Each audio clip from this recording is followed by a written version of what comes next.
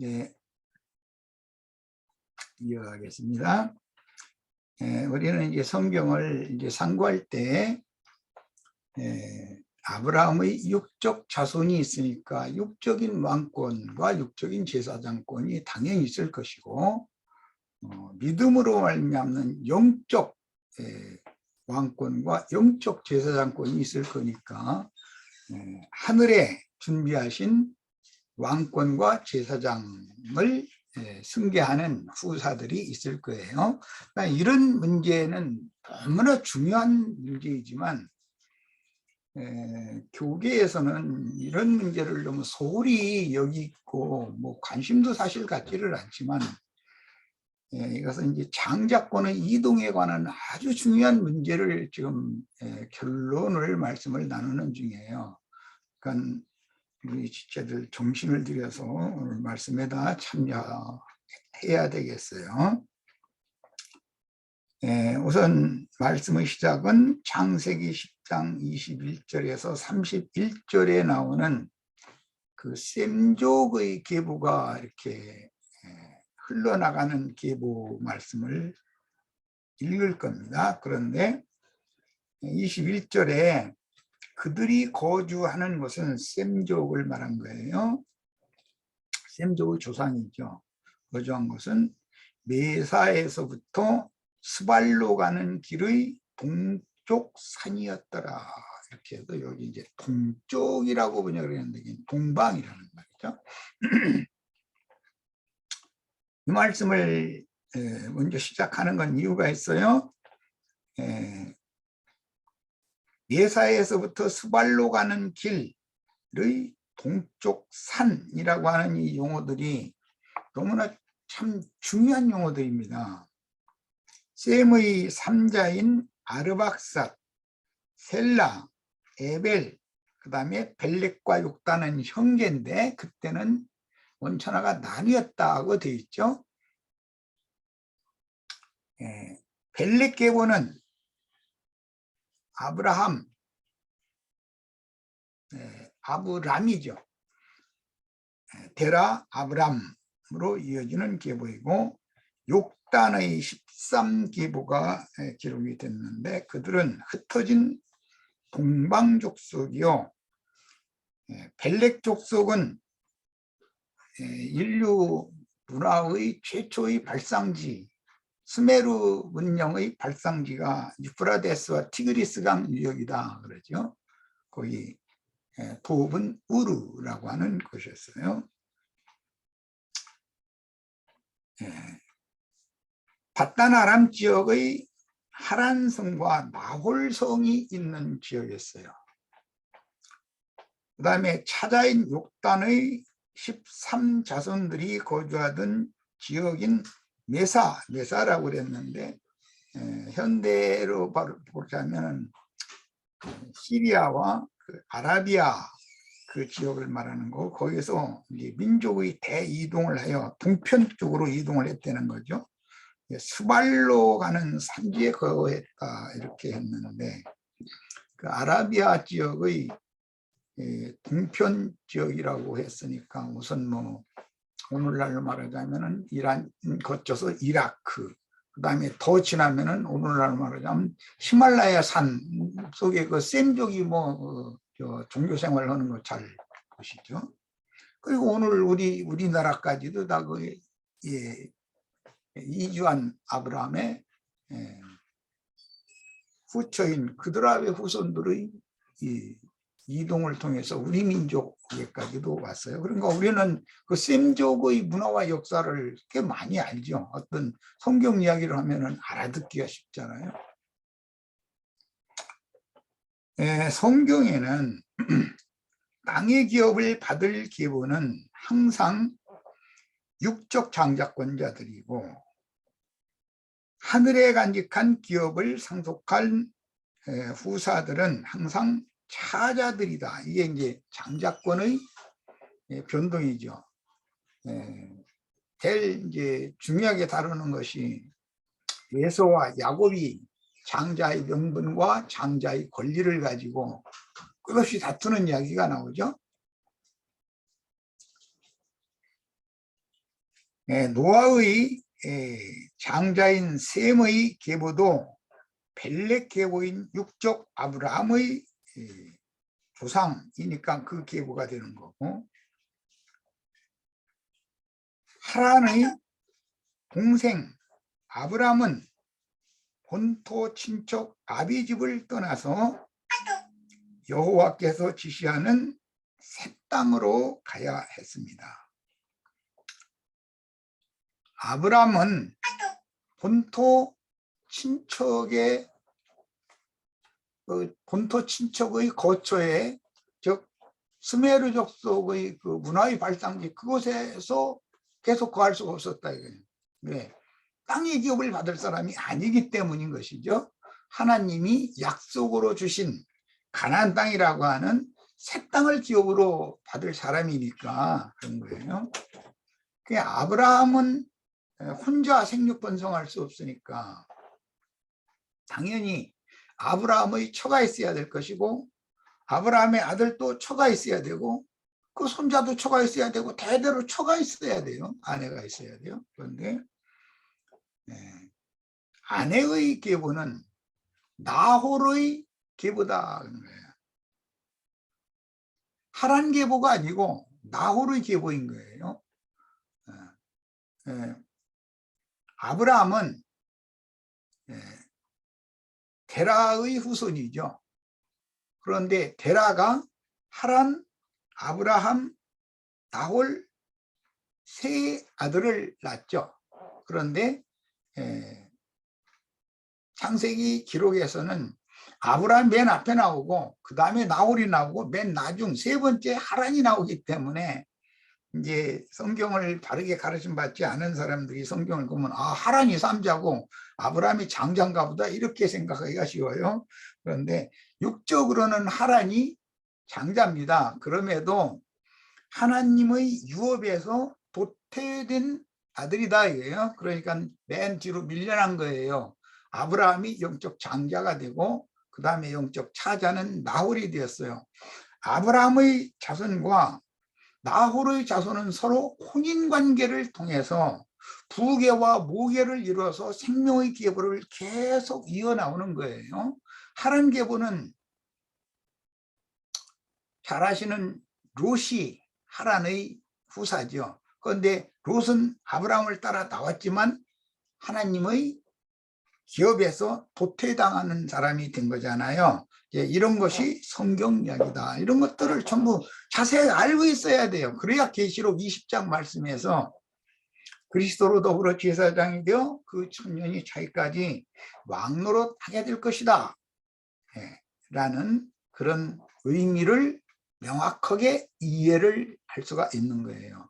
성경을 명확하게 이해하지 않으면, 창세기의 시작을 모르면 계시록을 해석한다는 건 있을 수가 없는 거예요. 그거는요. 성경에는 땅의 기업을 받을 계보는 항상 육적 장자권자들이고, 첫 아담 육적 장자권자들의 조상이잖아요. 하늘에 간직한 기업을 상속할 후사들은 항상 차자인데, 차자가 영적 장자가 되는 것이 비밀이라는 거예요. 우리가 혈통과 육정과 사람의 뜻으로는 모태를 통해서 혈육의 몸을 입혀서 세상에 먼저 나왔지만, 반드시 예수 그리스도의 성령으로 침례를 받아서 위로부터 영이 거듭나야만 그 거듭난 영에 있는 속사람이 영적 장자권자가 된다는 걸 아셔야 돼요. 그러니까 첫 것은 영원한 것이거나 완전한 것이 아니다 하는 거예요. 완전한 둘째 것, 새 것이 완성이 될 때까지만 일시적으로 필요한 거예요. 옛 것이라는 건. 옛 창조는 항상 지나가는 것이고 없어져 가는 것이고 낡아져 가는 것이에요. 그러나 그냥 낡아져 가고 없어져 가면 안 된단 말이에요. 위로부터 오는 새 사람으로 새 생명을 얻은 속사람이 영원한 새 세계를 상속받을 수 있도록 준비가 된 다음에 이 첫 장막이 무너져야 되는 것이다 그 말이에요. 네. 이건 너무너무 비밀스러운 이야기예요. 그 다음에 그러므로 노아의 장자인 셈의 계보도 벨렉 계보인 육적 아브라함의 조상이기 때문에 아브라함의 조상이죠. 테라, 아브람, 뭐 이스마엘에서 이렇게 이어지는 육적 계보가 있다는 거예요. 하란의 동생인 아브라함은 반드시 첫 번째 얻은 기업인 본토 친척 아버지 집을 떠나야 된다. 떠나서 여호와께서 지시하시고 약속으로 주실 새 땅을 기업으로 얻기 위하여 반드시 본토 친척 아버지 집을 떠나야 되는 거다. 이것은 첫 아담이 그 부모를 떠나서 하나님이 자신에게 배필로 지정해 주신 아내와 합하여 한 몸을 이루기 위하여 반드시 땅의 부모를 떠나야 되는 거예요. 거기로부터 계속 그 이야기예요. 자, 이스라엘 백성은 애굽에서 떠나야 돼요. 반드시. 애굽에서 기업을 바로 받는 것이 아니에요. 우리 형제 자매님들도 세상 교계에서 떠나야 되고 세상 나라에서 떠나야 돼요. 우리에게 약속으로 주신 기업은 하늘에 간직한 영원한 기업이기 때문에 땅을 초월해서 땅을 떠나서 하늘로 승천해야 된단 말이에요. 하나님이 약속으로 주신 영원한 기업을 우리 것으로 취해야 된다 말이에요. 자, 이렇게 중요한 문제가 계시록 20장에서 확정되고 있는 거예요. 그리스도로 더불어 제사장이 되어 그 1000년이 차기까지 왕노릇한다. 왕노릇할 자들의 부류는 두 부류예요. 하나님 말씀과 저희 가진 증거를 인하여 목배임을 받은 자들, 그 다음에는 짐승의 이름이나 그 이름의 표시를 이마에나 손에 받지 않은 자들, 두 부류예요. 네. 이 문제를 그렇게 그냥 간단하게 해석할 수 있는 문제가 아니기 때문에 오늘 그 다음에 이번 일요일 날까지 이 말씀을 좀 나누려고 그러는 거예요.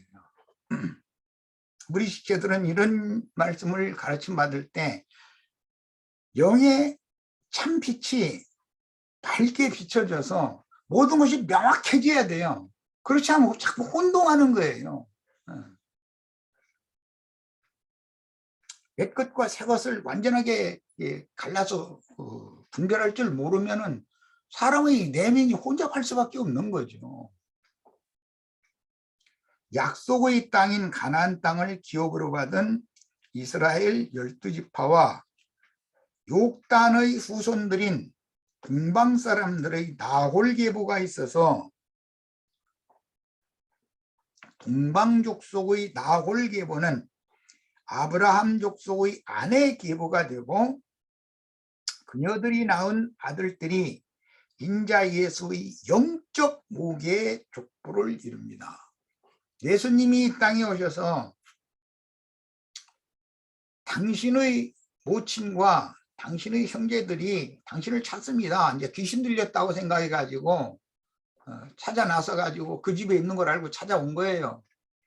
그러니까 주님께서 너희가 생각하고 있는 내 형제 자매 모친과 내 참 모친은 다르다라는 얘기를 하시느라고 제자들을 가리켜 가라사대 누구든지 하늘에 계신 내 아버지 뜻대로 행하는 자라야 내 형제요 자매요 모친이니라 그랬어요.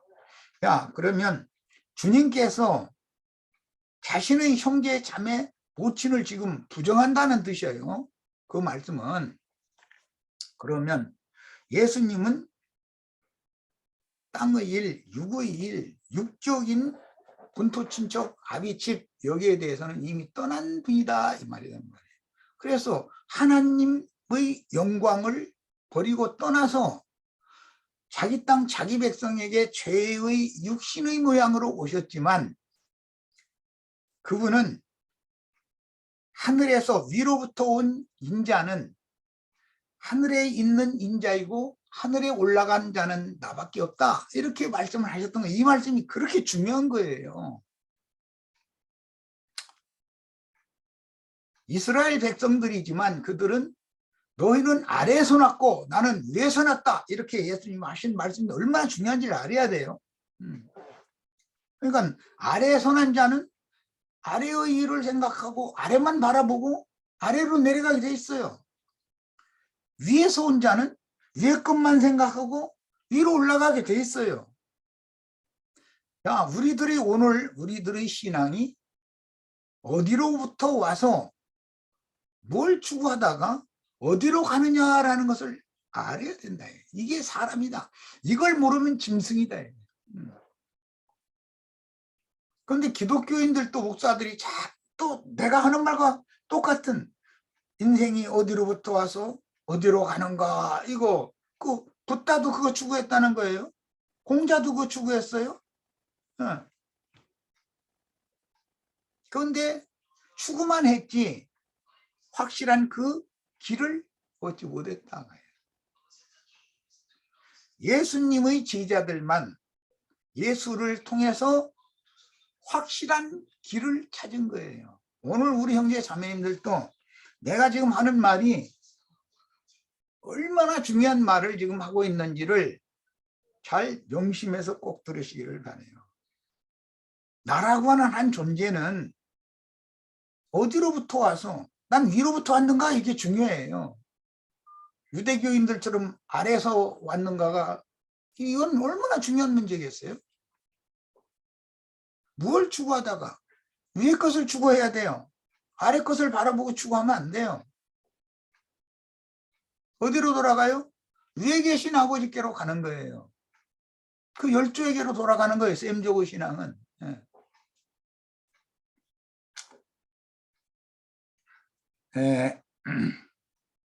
약속의 땅인 가나안 땅을 기업으로 받은 이스라엘 12지파와 6단의 후손들인 동방 사람들의 나홀 계보가 있어서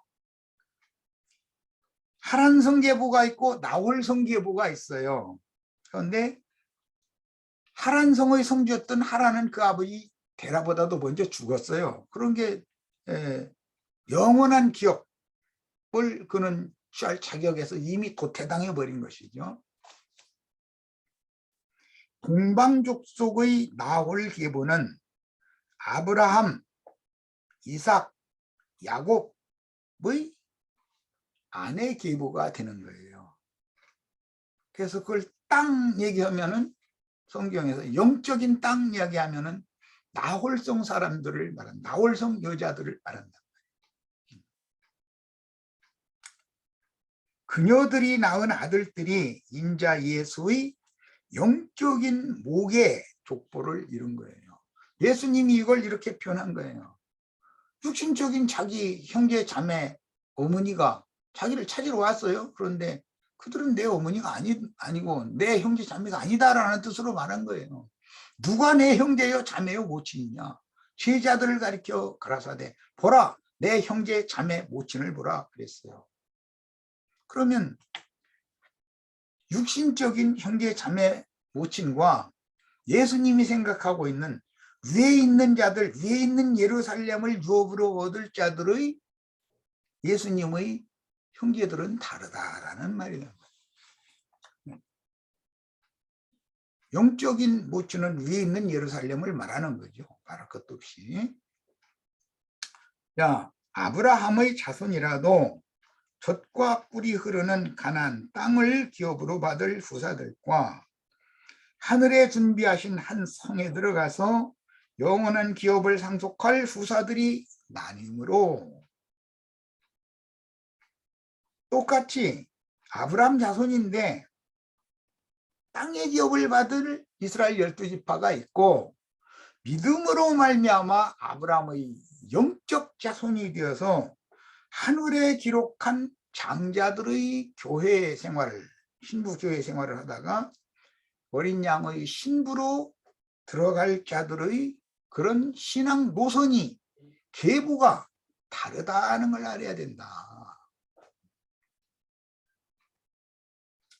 그래서 땅의 교회 생활을 하는 땅에 거하는 자들 안 믿는 사람들을 말하는 게 아니에요. 계시록에서는 하늘에 거하는 자들과 땅에 거하는 자들 바다에 거하는 자들 얘기를 하는데 땅에 거하는 자들인데 다 그들은 땅에서 났기 때문에 아래에서 났기 때문에 아브라함의 자손임에도 불구하고 아래 것만 찾고 결과적으로는 본 곳으로 아래로 가는 거예요. 그래서 땅에 거하는 자들을 심판하여 우리의 피를 신원하여 주지 아니하시기를 어느 때까지 하려 하시나이까 그랬어요. 그러면 땅에 거하는 자들이 하나님의 말씀과 저희 가진 증거를 인하여 목배임을 받은 자들의 순교를 시킨 일을 했다는 거예요. 땅에 거하는 자들이. 이게 얼마나 중요한지를 아셔야 돼. 그래서 하늘에 거하는 자들, 하늘에 이른 자들, 하늘의 교회 생활을 하는 참 제자들과 땅의 교회 생활을 하는 자들, 믿는 사람들 중에도 이게 정확하게 나눠진다는 거예요.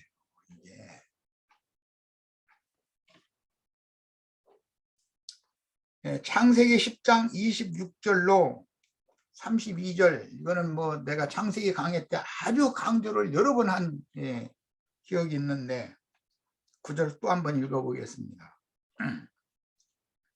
데라는 아브라함의 아버지죠. 나홀, 아브라함, 하란 삼형제의 아버지예요. 데라가. 그 데라의 아버지가 또 나홀이죠. 데라는 70세의 아브라함과 나홀과 하란을 낳았더라. 하란이 삼자인 걸로 오해하시면 안 됩니다. 하란이 장자예요. 하란의 아들은 롯이고 하란이 또 두 딸을 낳는데 하란의 딸이 나홀의 아내가 되죠. 그러니까 나이 차이가 굉장히 많은 거죠. 아브라함이나 나홀과는, 이 하란과는. 그 다음에 데라의 족보는 이러하니라. 데라는 아브람과 나홀과 하란을 낳았고 하란은 롯을 낳았으며 하란은 그 아비 데라보다 먼저 고향 갈대아인의 우르에서 죽었더라. 인류 최초의 문명의 발상지가 여기 갈대아의 우르라고 하는 곳에 도읍을 정했던 수메르 문명의 발상지예요, 여기가. 그런데 데라가 하란을 장자로 낳고 둘째 아들로 아브라함을 낳고 말째로 나홀을 낳았어요. 그런데 하란은 롯과 두 딸을 낳고 아버지보다 먼저 죽었어요. 그런데 그 하란의 딸이 그 밀가라고 하는 여자가 이제 큰 딸인데 딸이 나홀의 아내가 되어요. 그러니까 하란의 딸은 자기 아자비에게 삼촌에게 시집을 가게 된 거죠.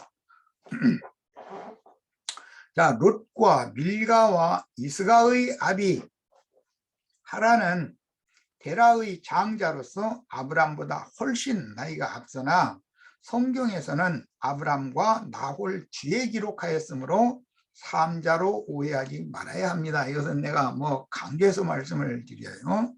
아브람과도 나이 차이가 굉장히 많이 차이 나는 형이었었어요. 29절입니다. 아브람과 나홀이 장가들었으니, 왜냐하면 생육 번성을 위해서는 반드시 그 아내와 합하여 한 몸을 이루어야 되니까. 아브라함의 아내의 이름은 사레며 나홀의 아내의 이름은 밀가니, 하란의 딸이요 밀가라는 여자는, 이게 나홀의 아내 밀가라는 여자의 아버지는 하란이다 이 말이에요. 그러니까 나홀의 장형이죠. 육신적으로 보면.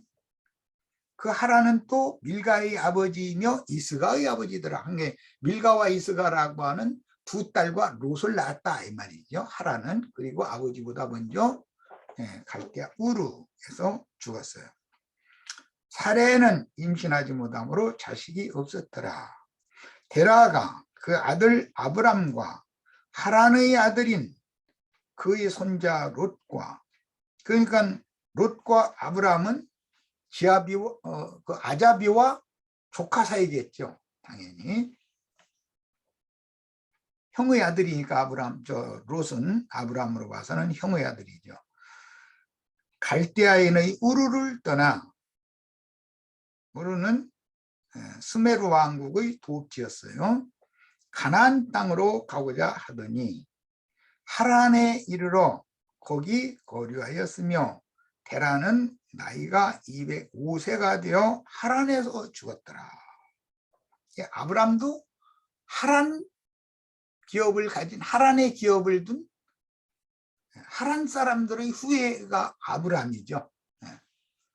그러니까 하란에서는 기업이 없으니까 하나님께서 너는 본토 친척 아비 집을 떠나서 내가 네게 가라고 지시하는 땅으로 가라라고 해서 유브라데강 큰 강을 건너서 가나안 땅으로 오게 된 거예요. 들어오게 된 거예요. 이 과정을 생각을 해보셔야 돼.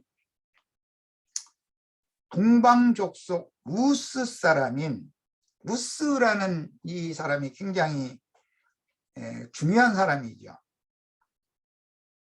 욥은 나홀과 밀가의 장자인 우스가, 욥의 조상은 우스의 후예다. 욥은 우스의 후예다 말이에요. 그 우스는 나홀의 후예인 것이죠. 이게 이제 성경에 나와요. 우스 사람 욥의 친구들인 대만 사람 엘리바스와 수아 사람 빌닷과 나아마 사람 소발, 근데 욥기에도 이것을 다 적어놨었어요. 그리고 훗날의 미디안 제사장 이드로 등은 욕단 계보의 그드라와 아브라함이 낳은 계보에서 나왔습니다.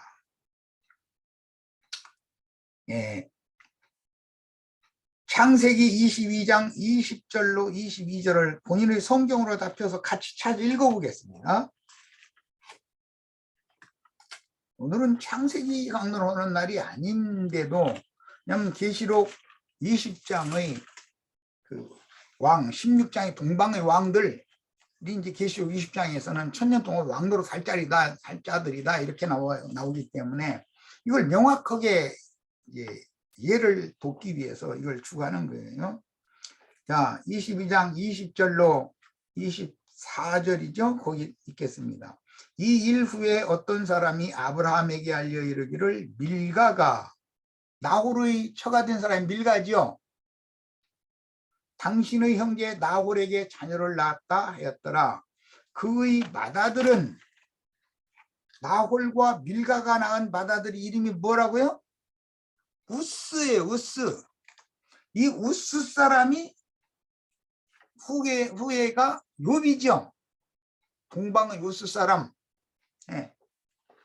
우스 형제는 부스와 아람의 아버지 금무엘과 게셋과 하소와 빌다스와 이들랍과 부두엘이라. 자, 이 부두엘이라는 사람이 라반과 리브가의 아버지죠. 이 8사람은 아브라함의 형제 나홀의 아내 밀가의 소생이며, 부두엘은 리브가를 낳았고, 부두엘이 리브가만 낳은 것은 아니죠. 리브가의 오라비 라반을 낳았지. 라반과 리브가를 낳은 거예요. 부두엘이. 부두엘의 아버지는 우스죠. 부두엘의 아버지 우스잖아요. 그리고 그 위,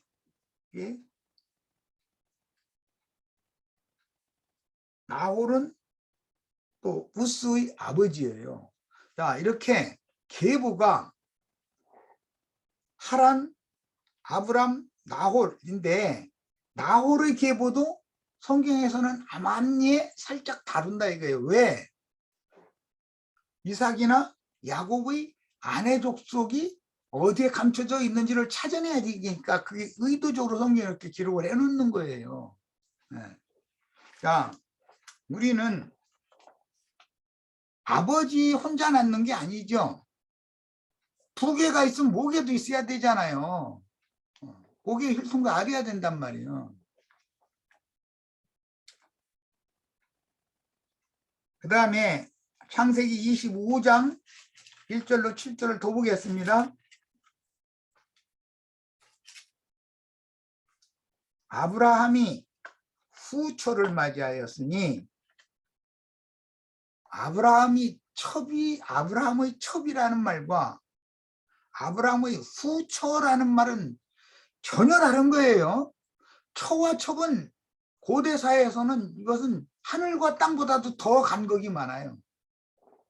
첩자식은 아버지의 제사에 참여할 수 없어요. 아버지를 곡하는데 참여할 수 없어요. 첩자식은. 이게 족보에 들어가지를 못하는 거죠. 그러나 초의 자식은 후초의 자식이라도 당연히 그 아버지의 제사에 참여할 권세가 있어요. 또 그 말은 아버지가 남긴 유산을 분깃으로 받을 권세가 있다는 뜻이에요. 이렇게 중요해요. 그런데 여기에서 아브라함이 후초를 맞이했다. 아브라함 때 첩이었던 여자예요. 사라가 살아 생전에는 첩의 신분이에요. 본처가 있으니까. 본처 외에 다른 아내를 거느리고 그를 통해서도 많은 자식을 낳았어요. 그들아가 자식을 아브라함에게 많이 낳아줬으니까. 그래도 그를 성경에서는 처라고 하지 않아요. 사라가 엄연히 처가 살아있으니까. 그러나 사라가 죽은 이후에는 아브라함이 하가를 처로 드린 것이 아니라 안방 마님으로는 그드라를 드렸다 이 말이에요. 하갈은 끝까지 종인 것이죠.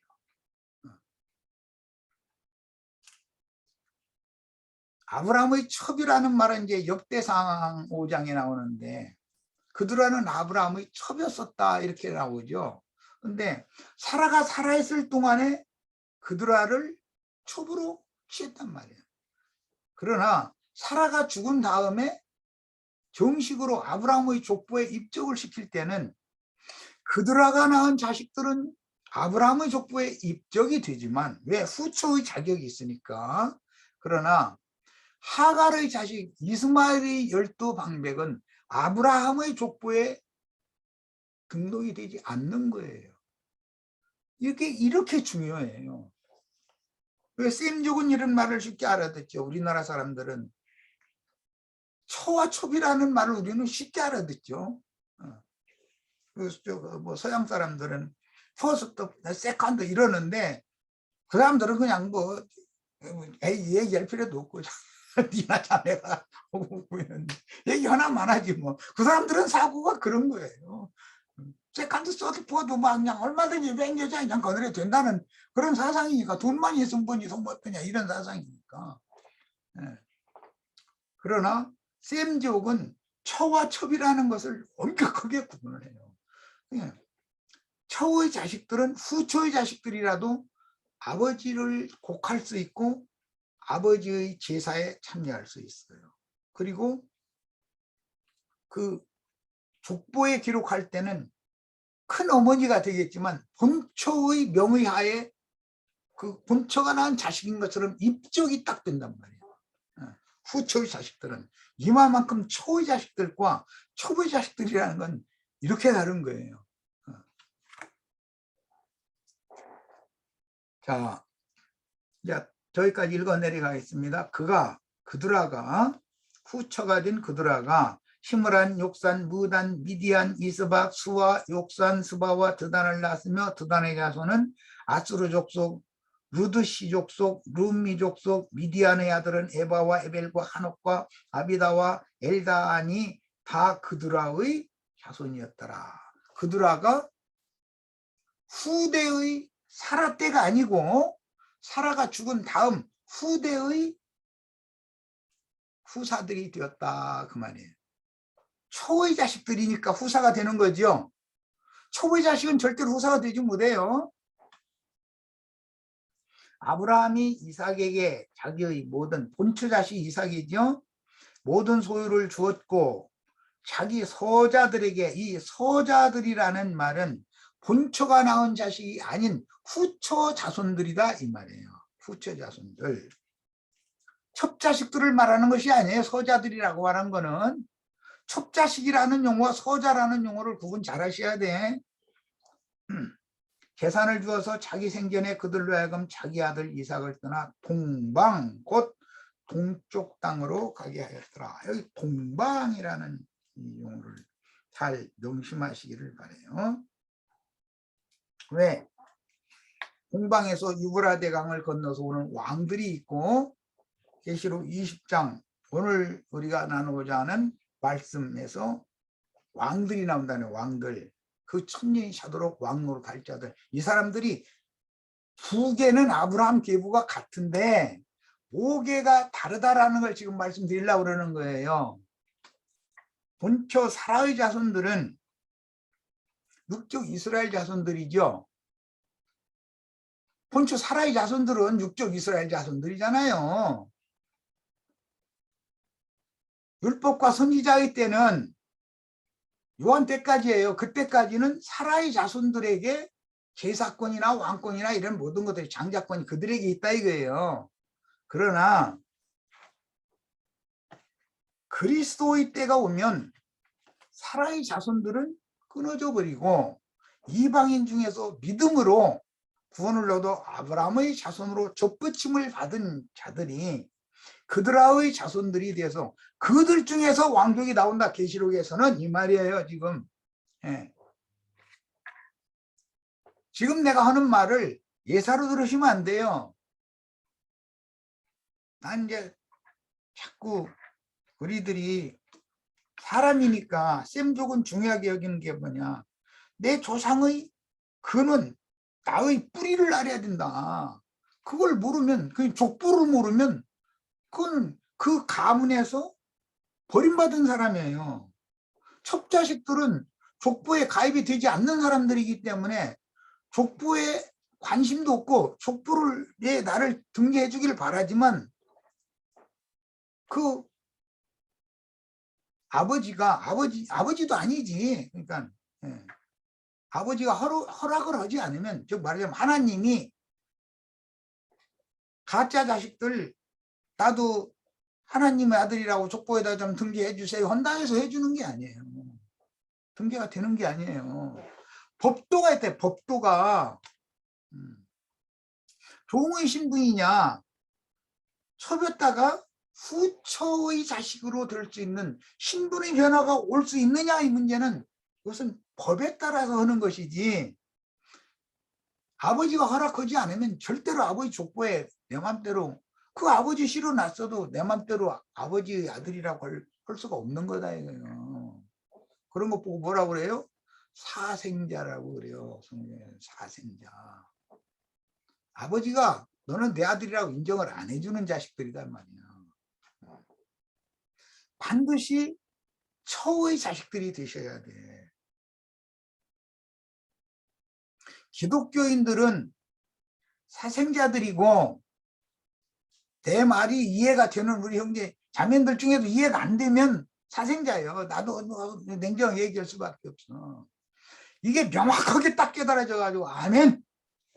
세상 없는 사람이 뭐라고 해도 당신 뭐 계산받고 거듭났느냐 매들 외친다 어쨌느냐 누가 와서 별소리를 해도 나의 믿음이 이 진리의 말씀에 의해서 확실하면 나는 아브라함의 자식이에요.